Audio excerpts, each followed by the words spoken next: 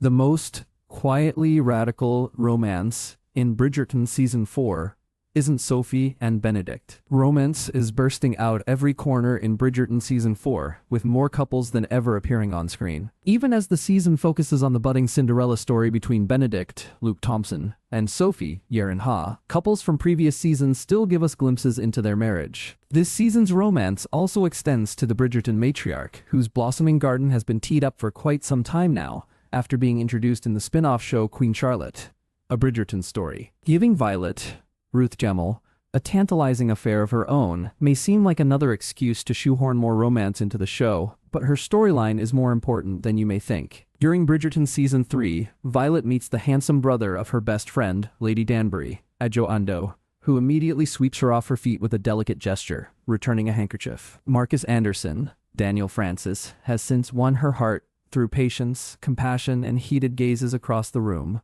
leading to an utterly bold move on Violet's part. In Season 4, Episode 4, Violet invites Marcus over to tea, but the catch is, well, she puts it best.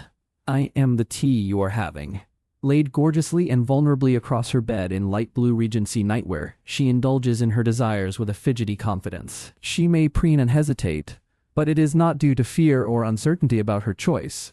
It is due to the unfamiliarity of accepting her urges that go against the status quo. Bridgerton is not just trying to jam-pack another steamy scene into the season, but rather delivers a charged moment where a woman who has been defined by social roles her entire life finally chooses herself. In the words of showrunner Jess Brownell during an interview with Tudum, "It's quietly radical. Violet is naming herself as a woman with desire and agency, not just a widow or a mother." After gaining the stamp of approval from Lady Danbury and being reassured by her housekeepers that life is meant to be lived, Violet makes a choice that is solely driven by her internal desires rather than social obligations, and the scene perfectly reflects that. It is equal parts sexuality and vulnerability, making it all the more powerful.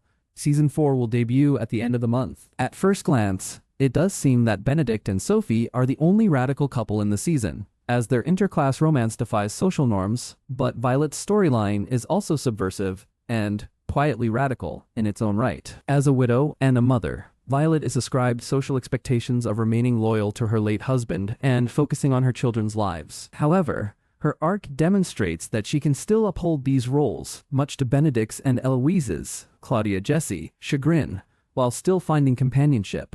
The couple's slow-burning and respectful courtship allowed Violet to navigate the confusion of feelings that contradicted the ideas of one true love and being past her prime of sexual desire, while the Tia scene is a cathartic symbol of freedom from societal pressures. Intimacy in Bridgerton has generally been female-first and about sexual empowerment, but there's something more resonant about it being with Violet. By delivering a mature romance in tandem with the younger generation, Bridgerton juxtaposes the star-crossed model it traditionally sticks to.